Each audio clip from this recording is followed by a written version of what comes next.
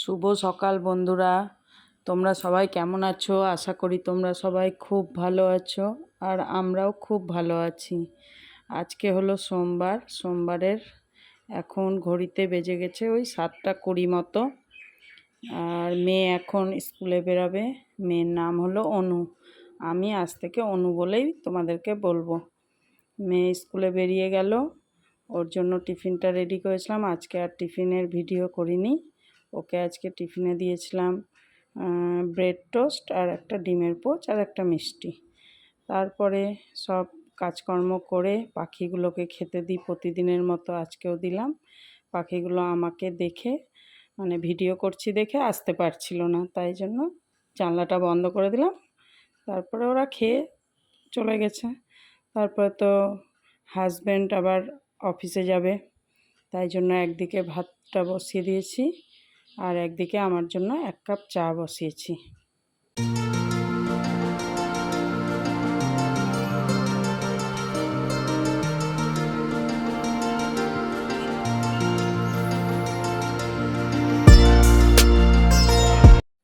চাটা এবার আমার ছেঁকে নিলাম।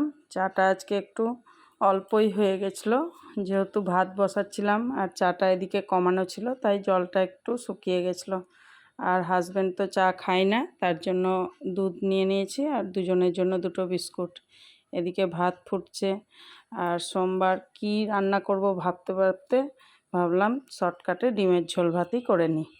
তাই জন্য 3টে ডিম, একবেলারই করব, তাই জন্য 3 জনের জন্য 3টে ডিম সেদ্ধ দিয়ে দিয়েছিলাম, দিয়ে ডিমের ঝোলটা করে নিলাম।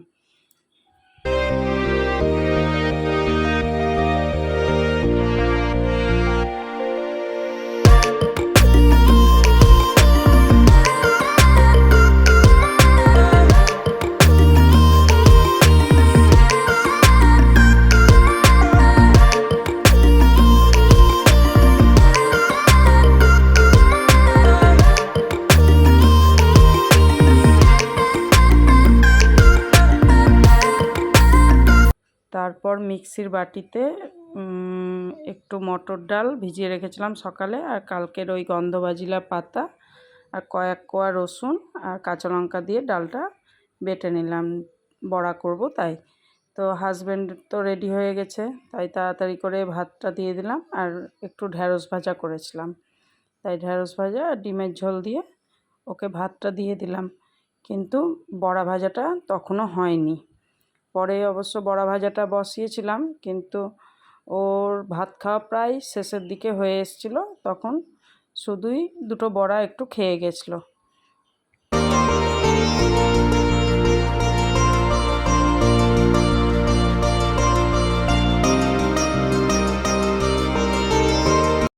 হাজব্যান্ড বেরিয়ে যাওয়ার পর আমি এবার নিয়ে বসলাম আমার জল খাওয়ার। আমার পান্তা ভাত খেতে খুব ভালো লাগে, তো কি করব, গরম ভাতের মধ্যেই জল ঢেলে লবণ আর কাঁচা তেল, চানাচুর, একটু পেঁয়াজ দিয়ে মেখে নিয়েছিলাম, আর তার সাথে কয়েকটা বড়া ভাজা নিয়েছিলাম, দিয়ে ওই দিয়েই আমার জলখাবারটা হয়ে গেছিলো। তারপরে তো বাসন মাজা, গ্যাস পরিষ্কার করা কাজ তো রান্নাঘরের ছিল। তারপর স্নান টান করে পুজো করে তারপর দেখছি মেয়েও চলে এলো। এবার মেয়েকে বললাম যা স্নান করতে, ও ব্যাগ ট্যাগ রেখে আমি বললাম যা স্নান করতে। তো এইদিকে আবার ওয়াশিং মেশিনে স্নান করতে যাওয়ার আগে জামা কাপড়গুলো দিয়ে গেছিলাম, সেগুলোই কাচা চলছে। আর ও এলো, এসে হাসছে। এবার এখন বিছানায় গিয়ে বসবে, আর আমি ওকে বলেই যাব যা যা তাড়াতাড়ি ড্রেস খোল, কিন্তু ও কিছুতেই শুনবে না, এই যে হেসেই যাচ্ছে। আর এইদিকে ও স্নান করতে যেতেই যত দেরি। এবার এই বিছানার মধ্যে সব ফেলে রেখেছে, আমি ওকে বলছি যে সব তুলে রাখবি, আমি কিন্তু পারবো না, কিন্তু ও তো শুনছে না, ও শুধু হাসছে, কিন্তু এদিকে স্নানও করতে যাচ্ছে না। আর এদিকে বাইরে বৃষ্টিও হচ্ছে, কিন্তু গরমও লাগছে প্রচণ্ড। আর ওকে বলেই যাচ্ছি তুই যা তাড়াতাড়ি স্নান করতে আর সব তুলে রাখ। এবার দেখো না, ও আবার জল খেতে শুরু করলো, এখন পর্যন্ত ড্রেসটা খোলেনি। তারপর স্নান টান করে আসার পর আমরা খাওয়া দাওয়া করলাম। এখন হলো বিকেলবেলা মেয়ে পড়তে গিয়েছিলো, ওকে বলেছিলাম যে একটু মোমো নিয়ে আসিস, বাইরে বৃষ্টি পড়ছে আর আজকে একটু মোমো খেতেও ইচ্ছে করছিল। কালকে রবিবার ছিল, বললাম তো ব্যারেজ গেছিলাম, কিন্তু ওখানে তো সেরকমভাবে খাওয়া হয়নি, দোকান টোকান বন্ধ হয়ে গেছিলো। তাই আজকেই বললাম যে মোমোটা নিয়ে আসিস, সন্ধ্যাবেলা আমি আর তুই মিলে মোমো খাবো।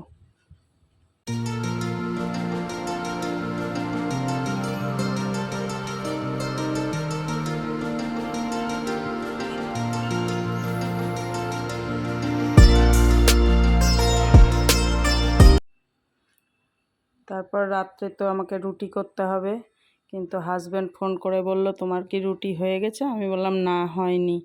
তো বলল ঠিক আছে, আর রুটি করতে হবে না, আমি তোমাদের জন্য বিরিয়ানি নিয়ে আসছি। তো আমি ভাবলাম ঠিক ভালোই হলো, আমাকে তো রুটি করলে আবার তার সাথে কিছু তরকারিও করতে হতো, তো আর তরকারিও করতে হলো না, রুটিও করতে হলো না। তো এই দেখো বিরিয়ানি নিয়ে এসছে, বিরিয়ানিটা দেখে আবার আমার লোভ হচ্ছে। আর মেয়ের জন্য এনেছে বার্গার, আমরা বিরিয়ানি খাবো আর ও খাবে বার্গার। তো আর এনেছিল হচ্ছে মিষ্টিটা আমি আনতেই বলেছিলাম, যেহেতু রাত্রে রুটি খাবো তাই জন্য একটু মিষ্টি ঘরে ছিল না, তাই জন্য মিষ্টিটা আনতে বলেছিলাম।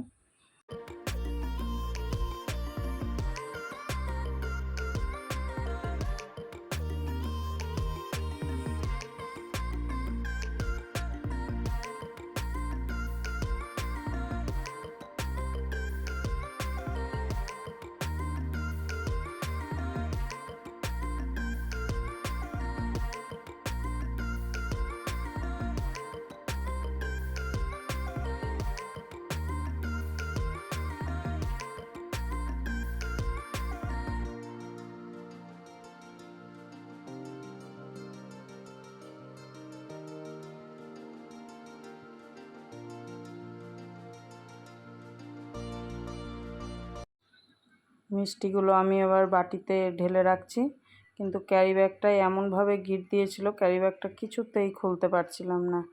তখন হাজব্যান্ডকে বললাম যে ক্যারি ব্যাগটা খুলতে পারছি না, তো বললো ছাড়ো আমি ঢেলে দিচ্ছি, যে ওই মিষ্টিগুলো টিফিন বাটিতে ঢেলেছিল। তাহলে চলো আমরা রাত্রে ডিনারটা করে নিই, আর তোমরা সবাই ভালো থেকো, সুস্থ থেকো, সবাইকে জানাই শুভরাত্রি।